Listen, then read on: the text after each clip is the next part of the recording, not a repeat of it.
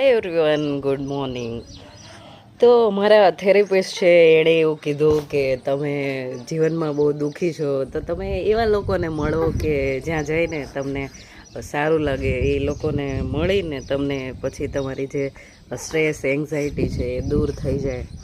તો પછી બધાયથી જે બેસ્ટ ઓપ્શન છે એ મારી દીકરી છે.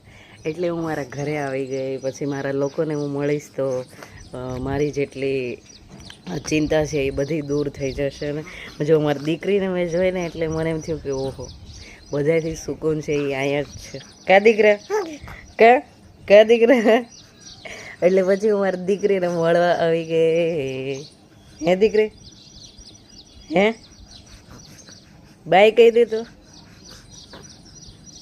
એટલે તમે પણ જીવનમાં એવું રાખજો કે તમને જે ગમતા લોકો છે એમને સાચવીને રાખજો. અને જીવન છે એમાં તમને દુઃખ સુખ ને ઘણું બધું મળશે. અને એવા લોકો આવશે કે જે તમારી જે મેન્ટલ હેલ્થ છે એ ખરાબ કરીને જશે, તમને શૂન્ય ઉપર મૂકીને જતા રહેશે. તો તમારી જવાબદારી છે કે તમારે ત્યાંથી તમારી જાત છે એને ઉઠાવવાની છે. અને પછી તમારી જાતને તમારે ત્યાં લઈ જવાની છે જ્યાંના તમે હકદાર છો.